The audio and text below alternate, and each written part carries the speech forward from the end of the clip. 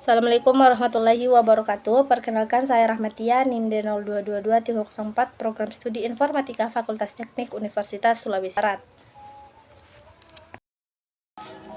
Video ini dibuat untuk memenuhi tugas mata kuliah etika profesi, di mana kita diminta untuk menjadi seorang konsultan hukum.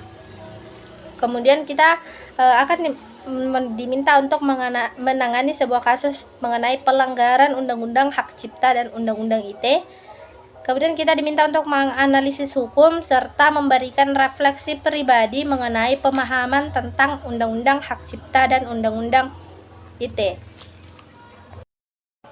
Nah, studi kasus yang saya angkat yaitu mengenai pelanggaran Undang-Undang Hak Cipta dan Undang-Undang ITE oleh PT Cipta Karya. Nah, PT Cipta Karya ini merupakan startup yang mengembangkan aplikasi edukasi, di mana kasus yang dimiliki oleh PT Cipta Karya ini yaitu mereka mengunggah sebuah video yang diambil dari sebuah YouTube atau tempat video-video seperti itu. Kemudian mereka mengubah logo serta menambahkan watermark dari perusahaan tersebut, dari startup Cipta Karya tersebut. Nah, kemudian untuk analisis hukumnya, pelanggaran Undang-Undang Hak Cipta yang dilanggar oleh PT Cipta Karya terdapat pada pasal 2 ayat 1 yang menyatakan bahwa hak cipta adalah hak eksklusif bagi pencipta atau pemegang hak cipta untuk mengumumkan, memperbanyak atau menyebarkan ciptaannya.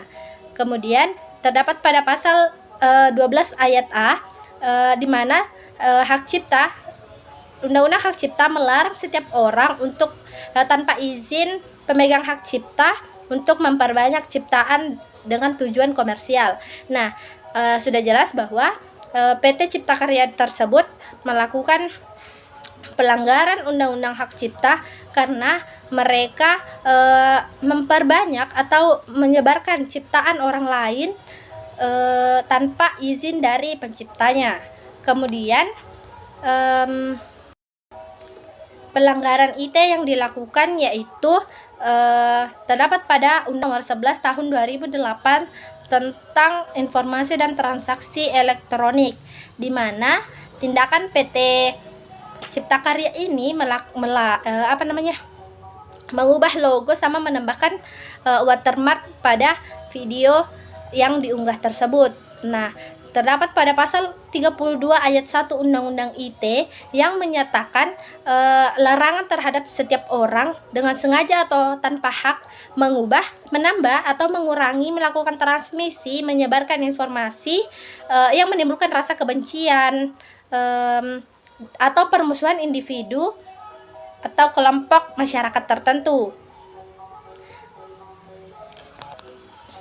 Nah, tindakan dari meniru atau memanipulasi perubahan logo dan menambahkan watermark termasuk dalam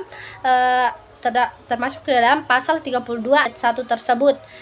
Nah, kemudian selanjutnya yaitu sanksi. Nah, untuk pelanggaran hak cipta akan dikenakan sanksi pidana maksimal 10 tahun penjara dan denda maksimal 4 miliar yang terdapat pada pasal 113 Undang-Undang Hak Cipta.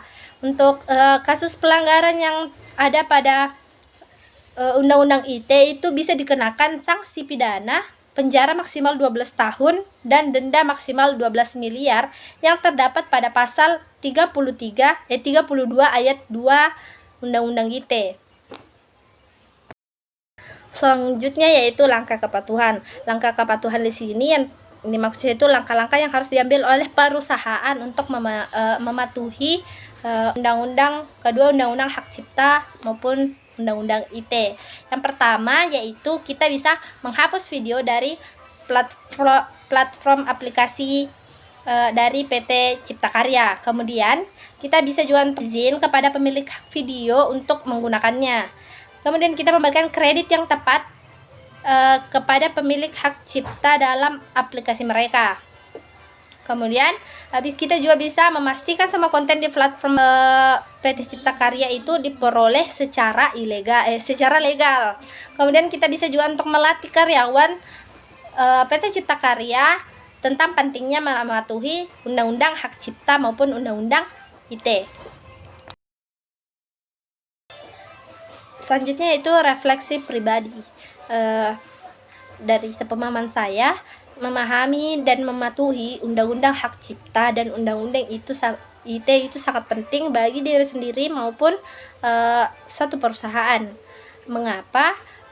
Agar kita bisa menghindari pelanggaran-pelanggaran yang memiliki konsekuensi hukum yang serius seperti denda dan masuk penjara atau hukuman penjara, hukuman pidana. Kemudian